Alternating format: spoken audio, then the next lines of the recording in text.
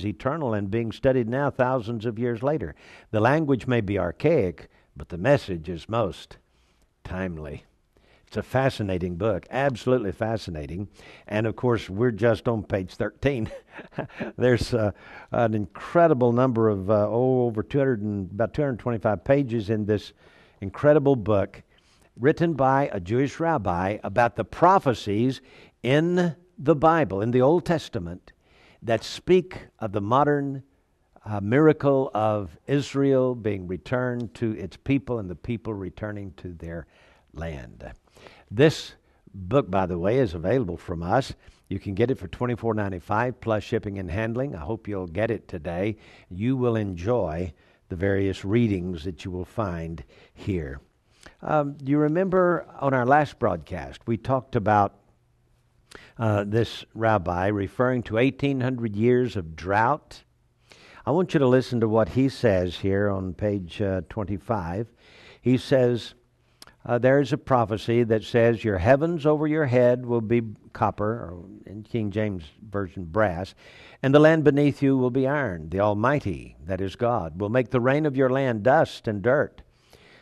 You will be struck down by your enemies. You will be a source of astonishment and a parable and a conversation piece among all people where the Almighty will lead you. You will take abundant seed out to the field, but you will harvest little. And all your trees and fruits will be for the locusts.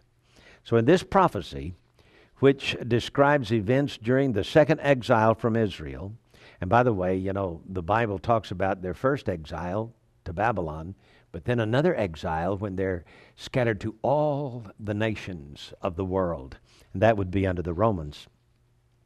So he says, this second exile from Israel, we're told that the land will lie fallow and will not be able to sustain and support its people.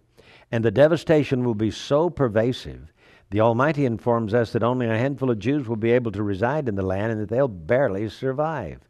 No people will be able to live there easily and naturally.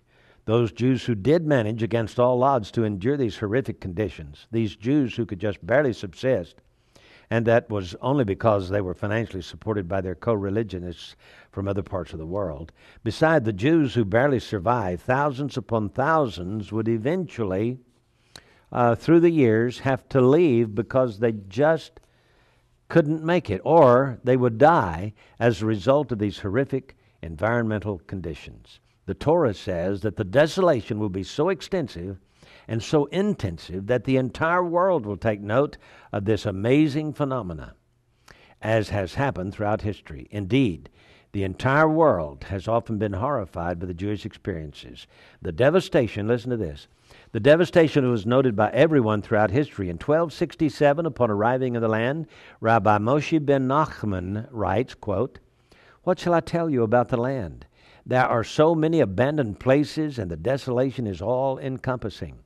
The more sacred the site, the more it has suffered. Jerusalem is the most desolate, Judea more than Galilee." And then in 1229, while voluntarily giving away the city of Jerusalem to the Roman emperor, the Sultan from Mecca said, quote, "I have ceded nothing but wrecked buildings." And then in the 1860s, Mark Twain had this to say about what he observed when he visited the land. This is from Mark Twain, quote, "The soil is rich enough, but is given wholly to weeds. A desolation is here that not even imagination can grace with the pomp of life and action. We never saw a human being on the whole route. We pressed on toward Jerusalem. The further we went, the hotter the sun got, and the more rocky and bare, repulsive and dreary the landscape became. There was hardly a tree or shrub anywhere. Even the olive tree and the cactus and those friends of a worthless soil had almost deserted the country. Jerusalem is lifeless. I would not desire to live there. It is a hopeless, dreary, heartbroken land. Palestine sits in sackcloth and ashes. Over it broods the spell of a curse that has withered its fields and fettered its energies. Palestine is desolate and unlovely. Can the curse of the deity beautify a land? Palestine is no more of this workaday world." That was written in 1860 by Mark Twain. And yet, From 1860 until 1948, it began to rain. The Jews began to return. The ecology is there now. In fact, the land is better today with more rain and more trees and fruits and vegetables and farms than has ever been even in the days of the Old Testament when the land was said to flow with milk and honey.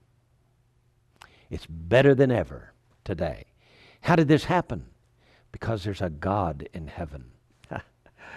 And I'll tell you, the chapter goes on and on. It's just beautiful and well put together by Rabbi Menachem Cohen.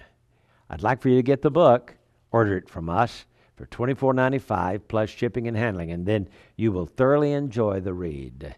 And you will see how that this miracle of miracles, for the land being utterly desolate and without any rain whatsoever for 1,800 years, and then suddenly, as the Jews come back home, to become a land flowing with milk and honey again. A land. By the way, 2 years, over the past 150 years, I think I said this on our last program, 2 years stand out as years of plentiful rain. More rain than any of the other years before or since. 1948 and 1967. Is there a God or what? Proves the existence of God, who's taking care of the land and taking care of the chosen people. I'm J.R. Church. Tune in again tomorrow for our analysis of the news.